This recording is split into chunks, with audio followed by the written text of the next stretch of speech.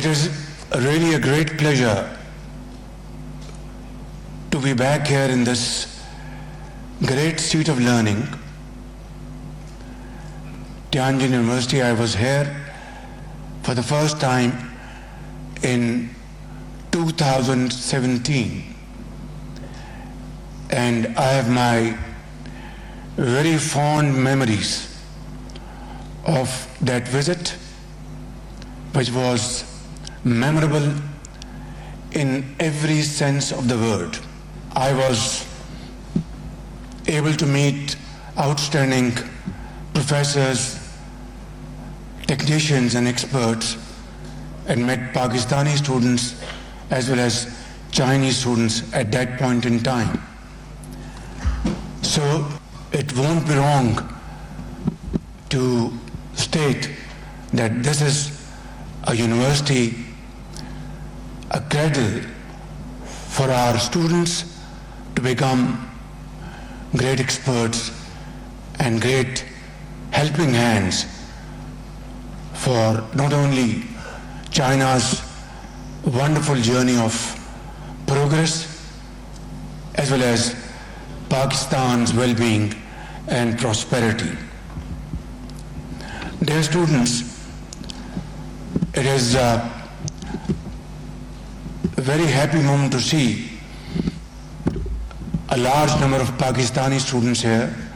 I'm told more than 200 from various parts of Pakistan.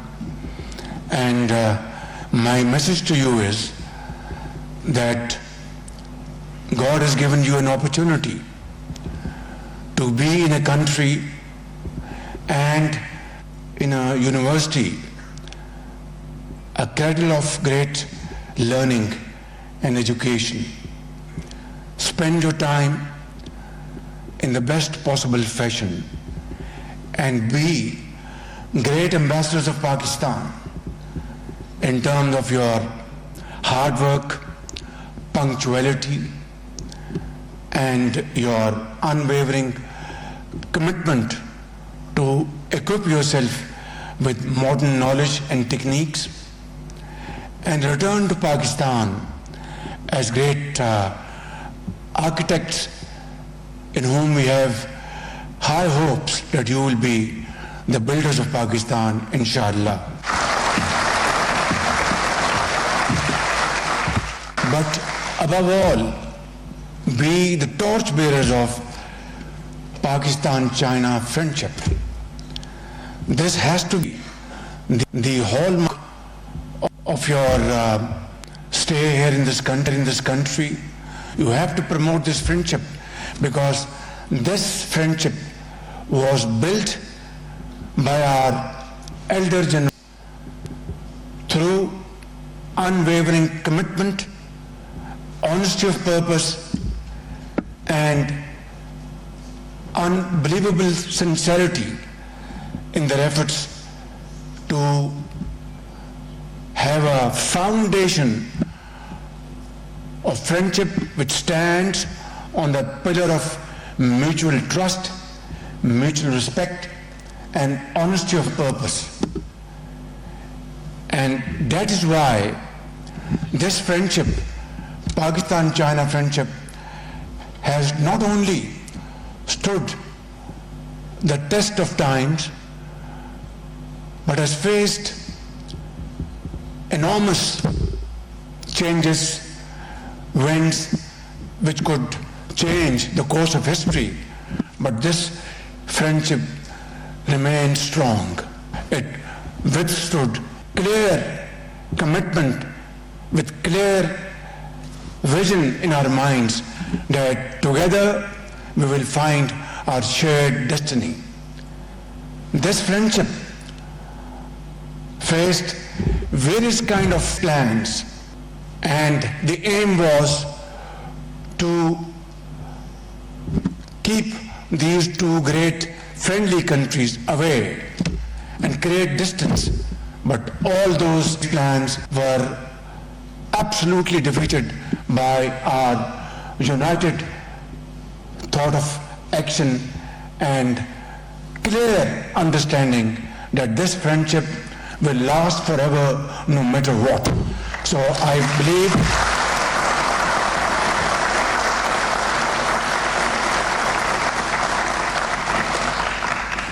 believe we are on course.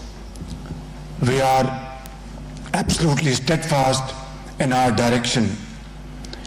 And today I would like to bring for your kind consideration certain important historical facts. And those are, Pakistan-China ties are as old as the Silk Road, when traders and monks carried not only goods but ideas across mountains and deserts. They are as profound as Gandhara, where Buddhist art and learning traveled from Texla to Shanghai and to Beijing. They are as connected as the origin of Indus and Yangtze River from the Tibetan plateau. And here are some soul-searching facts which can't be denied under no circumstances, that Pakistan was the first Muslim country to recognize the People's Republic of China.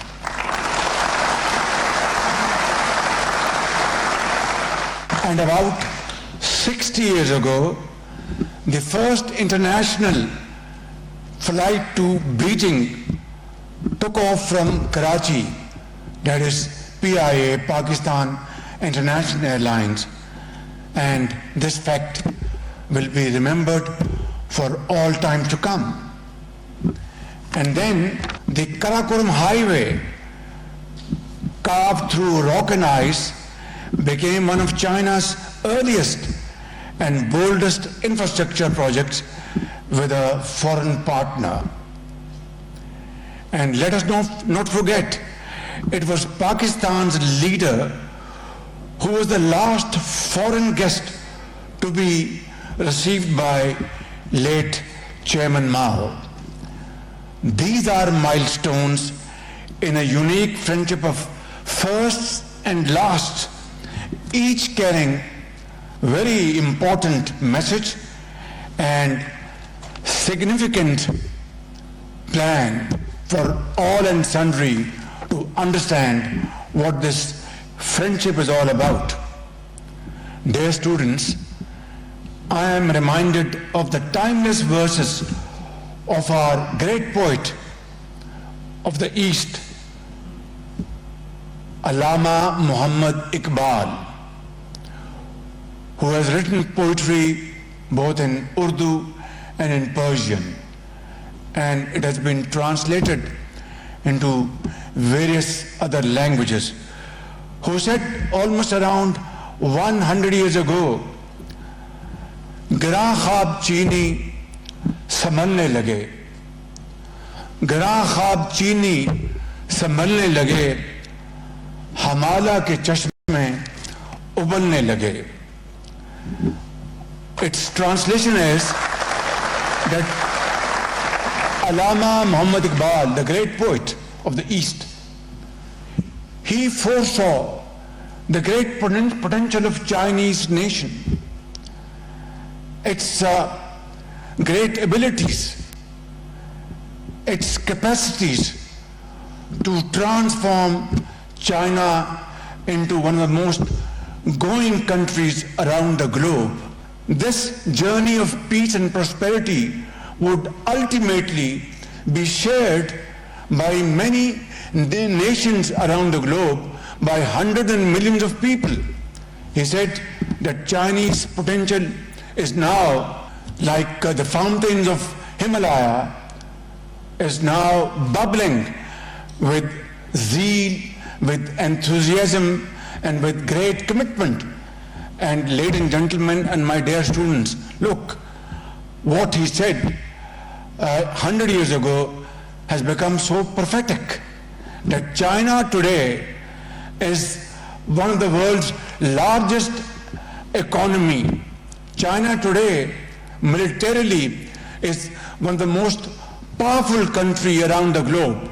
And we are, as Pakistani, we are very proud of this fact that China is a great country around the globe.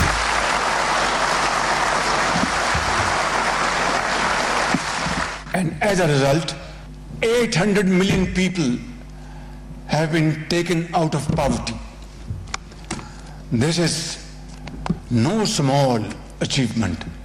It is a very towering achievement.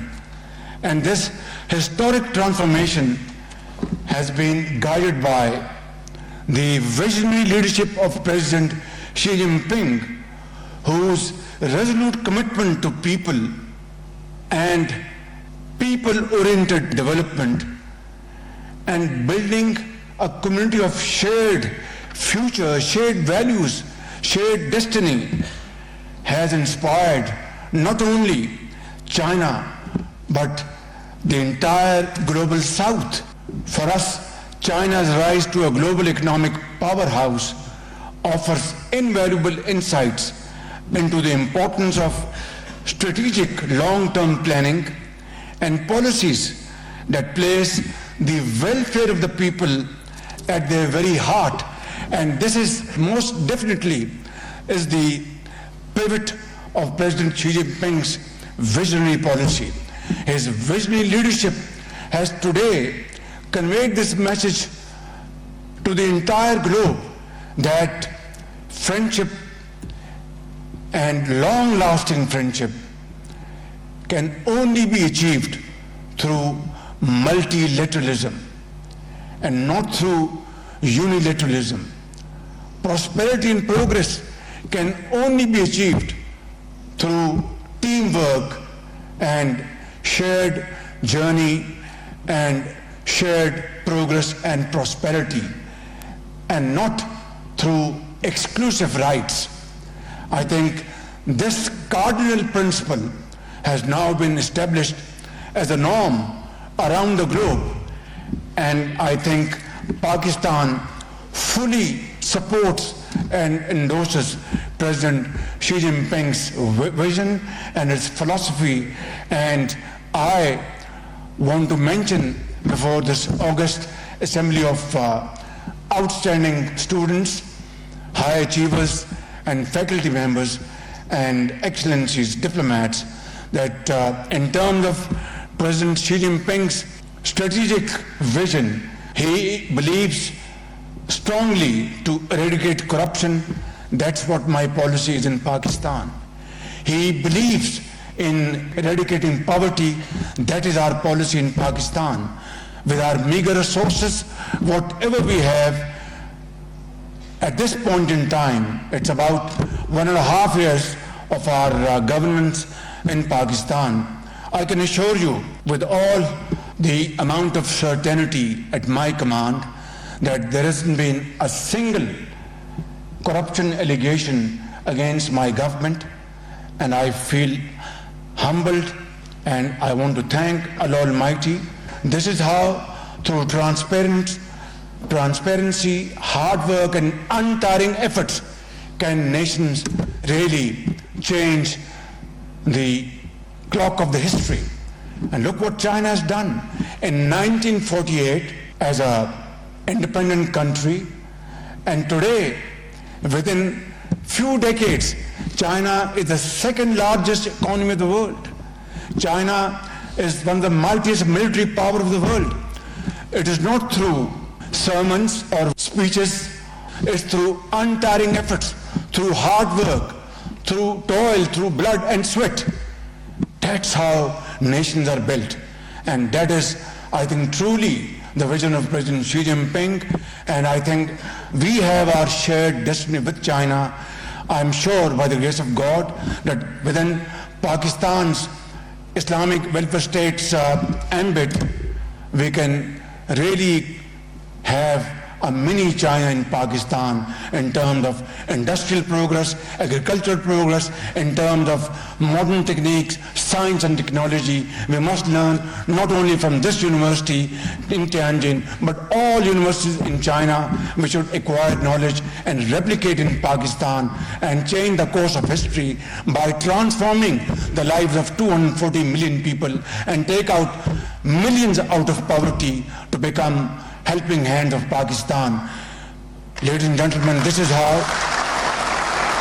I will not take more of your time, but like to say a few more points before I conclude, and that is the friendship I've just explained to you, the old adage, our friendship, China-Pakistan friendship, is higher than the Himalayas. Just add one more adage, and that is stronger than steel. And this friendship is truly beyond imagination. With over 60% of our Pakistani population comprised of youth, Pakistan holds a tremendous demographic dividend. And here again, we must learn from Chinese. To unlock this potential, Pakistan has partnered with China to chart new opportunities in advanced education, skills development, and vocational training.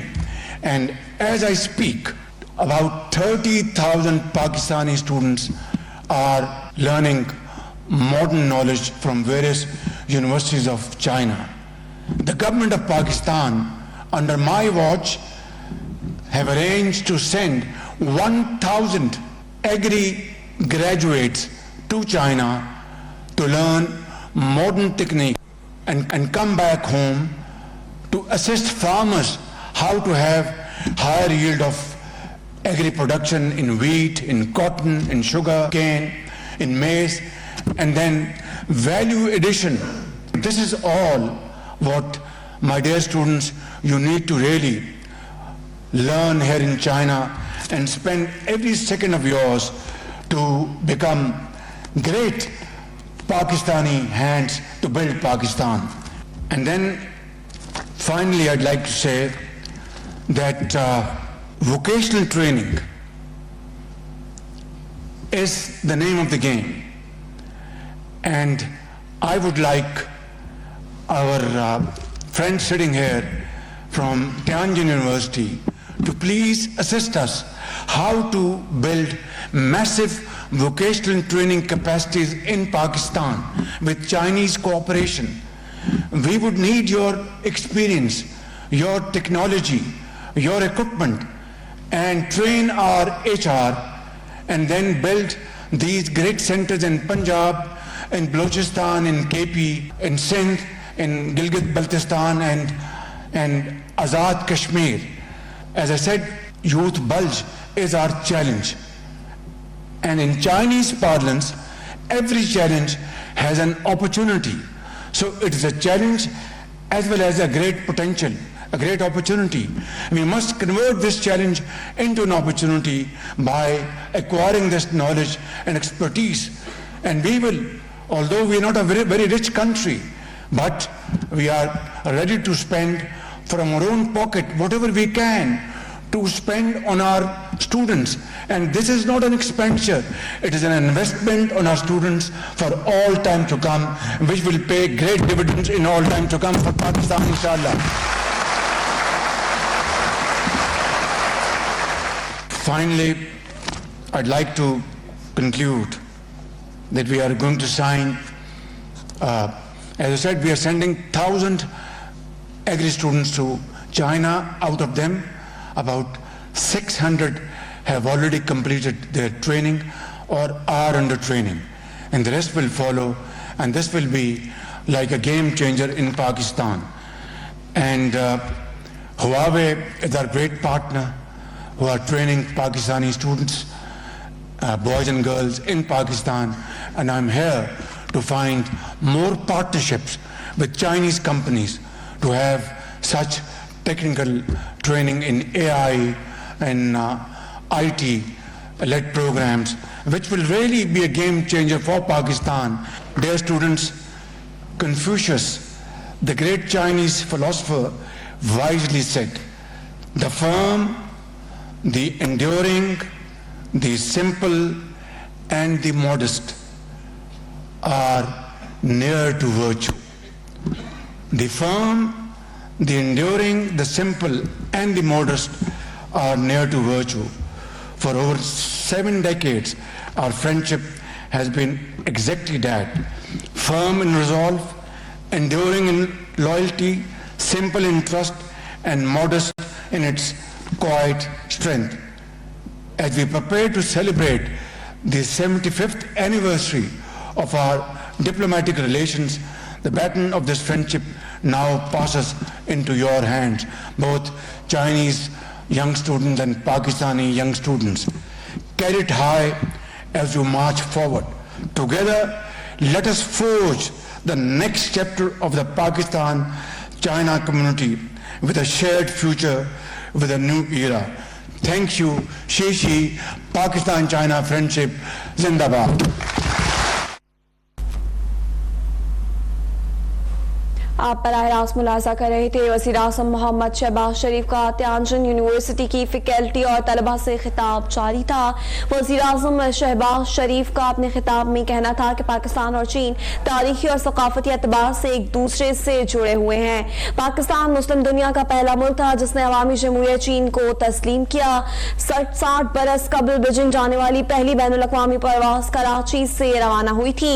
शाहराह क़लम दोनों मुल्कों के दरमियान दोस्ती का एक अजीम मंसूबा है। शायर मशरिक़ अल्लामा मोहम्मद इकबाल ने भी एक सदी कबल चीन की तरक्की की पेशगोई की थी। चीन ने जिस तरह अपने 8 करोड़ से ज्यादा लोगों को गुर्बत से निकाला वो दुनिया के लिए मॉडल है। चीन आज दुनिया की एक बड़ी मुआशी और फौजी ताकत है। हमें चीन के साथ अपनी मजबूत दोस्ती पर फख्र है।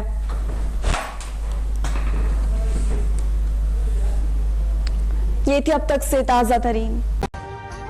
अभी सब्सक्राइब करें ताकि कोई खबर रह न जाए।